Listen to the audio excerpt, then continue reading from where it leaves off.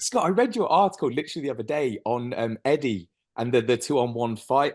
Oh my God, it was so funny, wasn't it? Yeah, it was awesome. It was so good. It's weird because it's like it just the fascination with it, I think, was amazing. And having trained with Eddie, it's just like the laws of human physiology and they don't apply with Eddie. He can generate so much force. To see him powerbomb that poor guy, I was like, oh God. He's a bit like you in that regard. He tries his hand at everything, you know. And I guess you must get asked a lot, like how you were inspired to become an endurance athlete and all that kind of thing. I was wondering if you can remember the very first, because I know you did a lot of sports, but the very first time you did an endurance kind of challenge and you thought, this is for me. I think I think what it was, because obviously I come from a swimming background. And I always say, like, I'm built like a hobbit, so I'm still waiting for my growth spurt at 5'10". So everyone else was just like friends of mine, Adam Peaty, the greatest breaststroker the world has ever seen. Liam Tancock, world record holder, 50 backstroke. Kerry-Ann Payne, 10K world champion. All of these people, I sort of grew up in the gym with them, and they were just unbelievable. They were poetic in the water. Their technique was incredible. They were like dolphins. Whereas I was like a basking shark. I was like a chubby basking shark. I wasn't necessarily going to set the world alight with my technique or anything like that. But I was just really good at suffering and going for long distances and eating. I think that was what was really important as well. Like at the end of a 10K session, everyone will be like, I can't stomach another Energel, I'm full. And I'll just be having bacon sandwiches on the side, porridge oats. And so it was just this idea of not just endurance, but ultra endurance.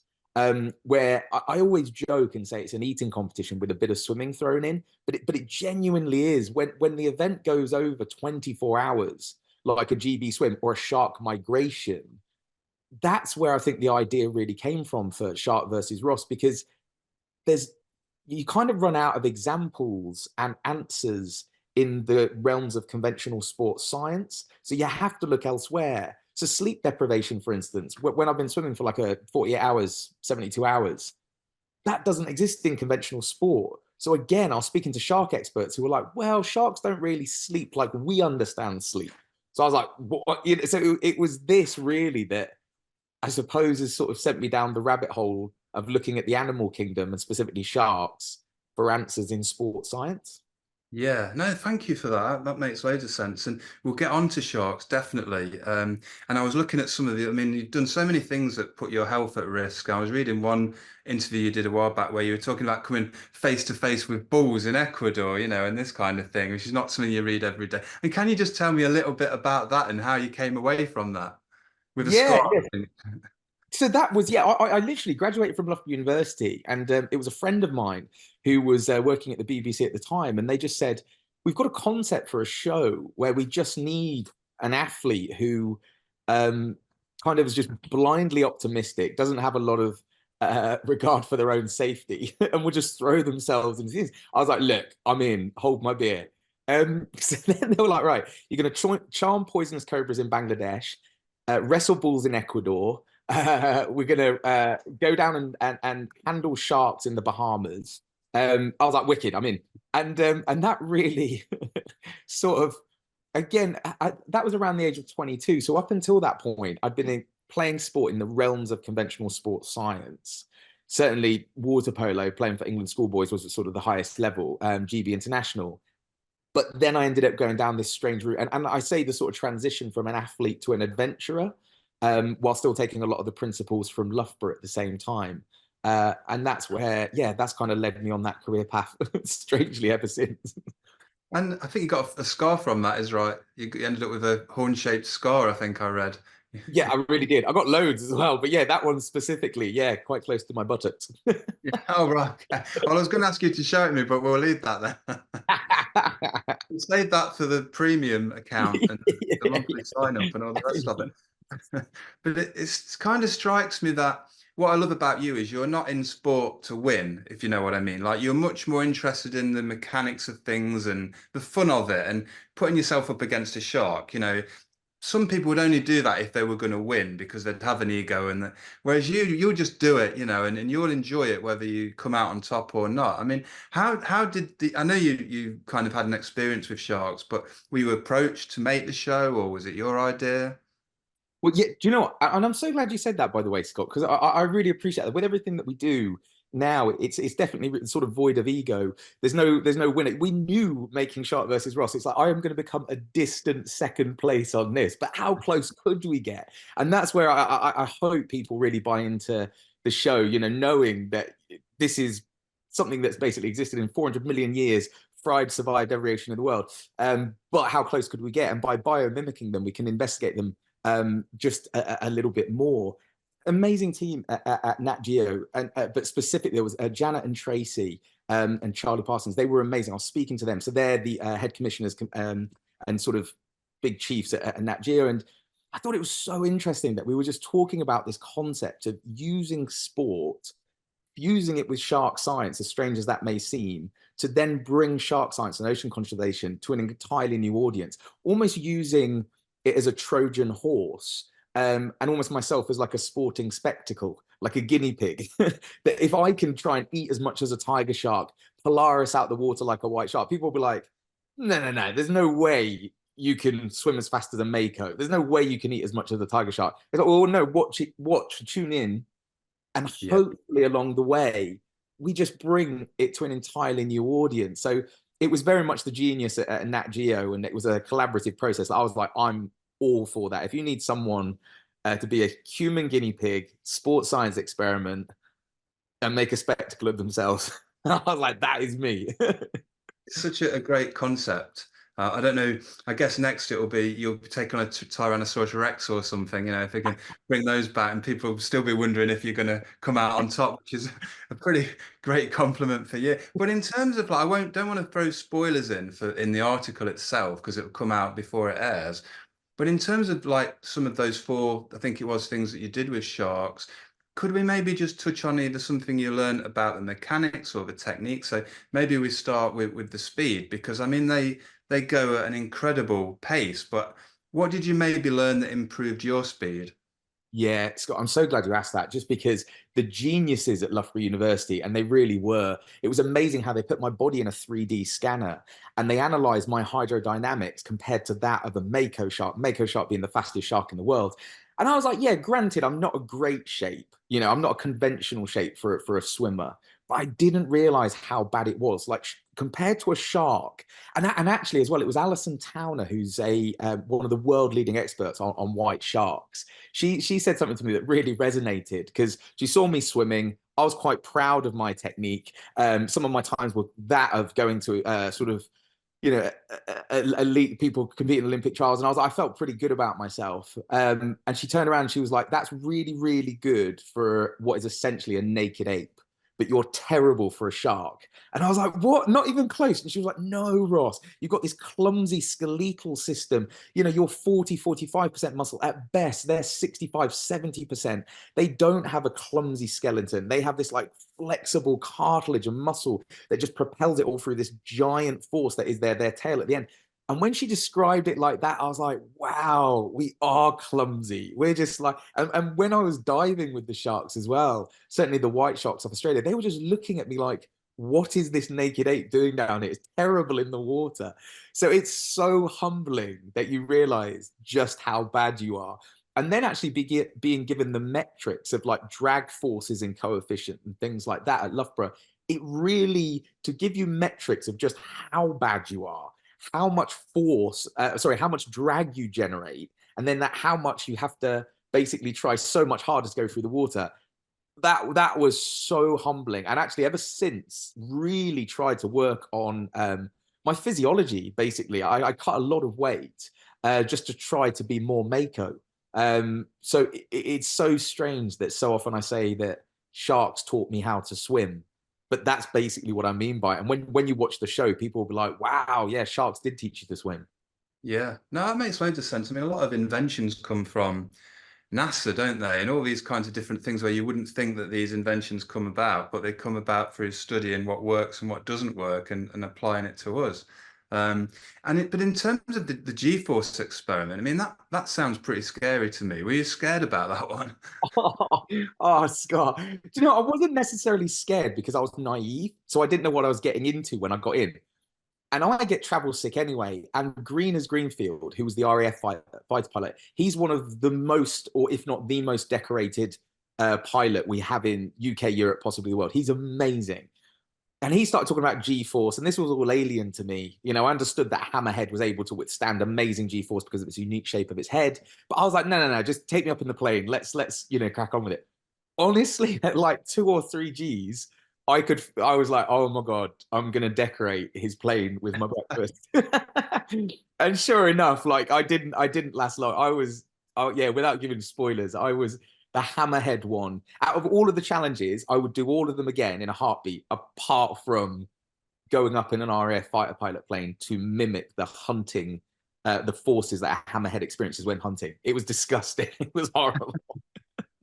Well, and the other thing that fascinates me is that short jump, because I love box jumps. I'm terrible at them. I'm 6'4", you know, I'm 16 and a half, 17 stone, and the force comes from the bottom of you, doesn't it? It takes me when I watch it back on the video, it takes me I think I'm going really fast, but it takes me a million years to spring up. But when you look at the physiology of the shark, they are kind of compact. And it was shown in the video where there's a lot of their muscles concentrated at the bottom. So I guess that gives us clues about where we should be training to get better at certain things. It really does. And I think what I found fascinating as well is so often I'm told I'm too big to be a swimmer. There's no way you can swim. You're too big. And then diving with certainly the white sharks of Australia, it was amazing to see because the females as well, specifically the females, because they stop growing longer at a certain point and they just get wider. It's just like a submarine with teeth. They are like the girth, they're huge, but they move so powerfully and so gracefully. And I think that, again, looking at biomimicry, and I love that you picked up on that, Scott, where scientists look to nature for clues, because Mother Nature did a pretty good job of creating most things. So when looking at the white shark, I was like, hang on, how is something that size able to propel itself completely out the water? And the answers I got was that the muscle mass they have is so functional, it's completely usable. And I think that's one thing that, again, I've applied in all of my training. And I think anybody, any reader of Muscle and Fitness as well, can learn from the white shark in that if you're going to put on bulk, that's absolutely fine, but it has to be functional and useful mass, not just kind of not necessarily body fat, which isn't that useful, granted in swimming buoyancy and insulation, but for a lot of athletes, it might just be useless bulk. So it's kind of looking at a white shark and thinking everything I have needs to be conducive to one goal. And for a white shark, that goal is to hunt, kill, and eat, survive. And I think that's one thing that I've really done in my training as well now, stripping back my strength and conditioning. So nothing in there is really in there that won't make me a better swimmer, won't make me a better shark. So that means less deadlifts, less heavy squats, and a lot more sort of lat pull downs and various things that are going to aid in my propulsive forces in the water. Yeah, you make excellent points there. I mean, the more and more kind of even fitness magazines and fitness websites evolve, it's much more about functional rather than show muscles. I mean, it's standing on one leg is the biggest challenge these days, isn't it? Rather than how many bicep curls you can do, and it's so important because it makes us all better as human beings. I mean, what's kind of you just touched on it briefly, but can you give me an idea of kind of how many times you train at the week in the week and what's it kind of focused on, or maybe it's a split between different things? Yeah, I mean, at the moment, it's quite sort of strange because we're training for some really, really long swims. But I think is to sort of talk about myself, but also for anybody listening and the readers, I think one of the biggest things is just said principles. So specific adaptation to imposed demands, one of the sort of key principles of any strength and conditioning routine. And I think what's so interesting for me is I am looking at present to do some really, really long swims, 100 kilometers plus. So that means I'm basically swimming for what could be 13, 14 hours a day some days, which doesn't leave a lot of time for much else. And again, looking at sharks and their migration patterns, that's all they do. They are just like honed in at swimming. So I think one thing at the minute, it's stripping back anything that isn't making me more shark. That sounds so strange, but like anything that doesn't make me a better swimmer, better digest in terms of my digestive system, and then the propulsive forces and postural muscles in the gym. I will still do strength workout, strength program, but that's about it. So yeah, it can be 10 to 12 hours in the pool a day, an hour's strength session, and then I'm just basically eating for the rest of it like a tiger shark. Yeah, that's fair enough. I mean, also really important. People see you doing all these amazing things, but I imagine you have to put a lot of effort into recovery because you just can't go 100% of the time without taking care of yourself. So, what are some of the ways that you like to recover? Yeah, you're so right. I always say you got to recover as hard as you train. I think nutrition's one of the biggest things because I think what's really interesting with what I do, most athletes will talk about recovery being, make sure you ice baths, you sleep properly, your pre, intra, and post nutrition has to be spot on. The problem with what I do is when you're swimming for 12 to sometimes 16 hours a day on a really big session, or recently we did a 140-kilometer training swim. It was just a training swim. Um, so that's in swimming, 10Ks a marathon. So it was 14 marathons basically back to back. There's no pre, intra, and post. Everything's intra. So it gets really interesting how, again, the laws of conventional sports nutrition don't really apply. So with that said, looking after yourself in terms of like even looking at digestive health, I think that's what's so important. Looking at that 120 Gs of carbs every hour on the hour, if I'm training for 16 hours, that's so important. But you're trying to force that through the digestive system. And I think there's some really good studies actually recently looking at competitive eaters and how competitive endurance athletes could learn from competitive eaters, how their digestive systems they've been able to basically adapt. And that sort of goes back to the tiger shark as well. The tiger shark, because of this unique shape of its mouth, it can just like chow down on a whale carcass. So it's really interesting that, like I said, Mako's taught me how to swim, but tiger sharks taught me how to eat. I recently just posted on social media. It's done like 700,000 views, and everyone's sort of coining it the tiger shark bulk or the shark diet. And it's just Yeah. this idea that sharks can migrate for thousands of miles on nothing, but when they do find something, they can just gorge and chow down.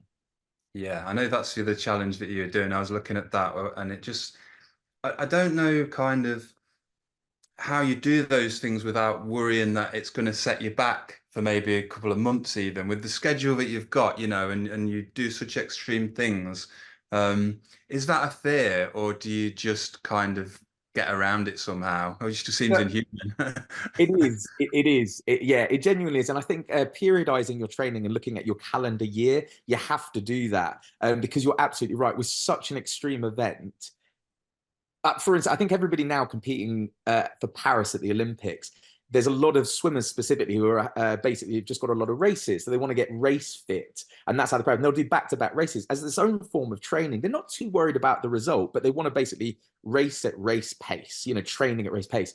I can't do that because you can't keep banging out 140-kilometer swims and expect for your body to sort of like stay. You can't do that. So yeah, it is just basically making sure that when you recover like so hard, like prioritizing sleep. My sleep routine, for instance, as well, like at the end of the day, cherry extract to boost melatonin, glutamine, ZMA, zinc, magnesium. Just making sure that in the morning you are resetting your circadian rhythm, hot and cold showers, so sauna and ice bath. Again, ice baths boosting melatonin, but also a sauna immediately afterwards. Then your body temperature's got to basically reduce, which aids you getting into a deeper sleep. So it's really interesting. Even the blue light blockers as well. So when I'm going to bed, it's like a science experiment. My girlfriend is like, "What are you doing?" And I've got a regime because if you don't do that, yeah, it's there's not going to be a second swim. What is your takeaway of sharks in terms of your respect for them? I mean, we've talked about all the different details, but just on kind of, I guess, a spiritual or an emotional level, what did you come away with on sharks?